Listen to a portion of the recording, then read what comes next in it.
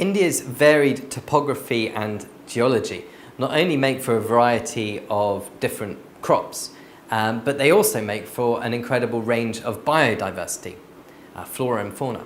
Although India occupies just 2% of the world's landmass, it's actually home to 6% of the world's flora and fauna. India's landmass is about 1.24 million square miles, which is around a third the size of the United States. And within that space are 10 different biogeographic zones.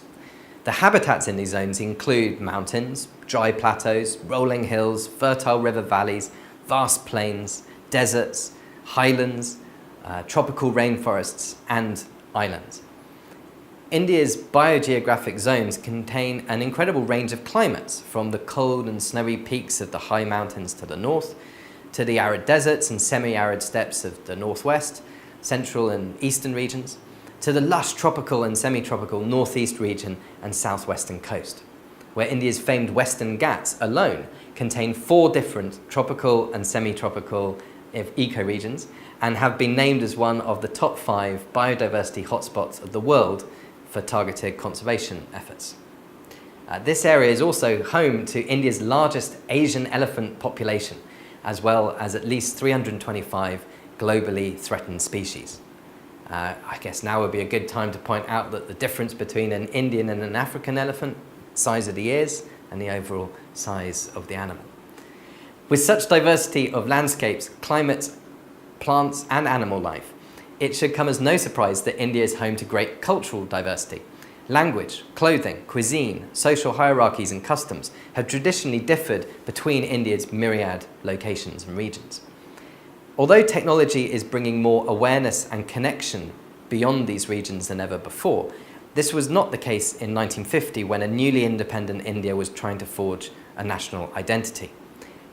This was when India's Constituent Assembly voted to make Rabindranath Tagore's hymn, Jana, Gana, the national anthem of India. Tagore wrote this poem actually in 1911, when India was still struggling for independence from the British, and sought to create a connection between India's communities, celebrating India's unity through its diversity. And he did so by conjuring up images of India's landscapes and peoples. He included the high holy mountains of the Himalaya, the sacred Ganga and Yamuna River, and many others. I encourage you to listen to this and read both the original Bengali to get a feel for the poetry and the English translation to appreciate its vision. No rockets, red glare or bursting bombs in this national anthem. Tagore also included the adherents of the many religious faiths of the country: Hindu, Buddhist, Sikh, Jain, Parsi, Muslim, Christian.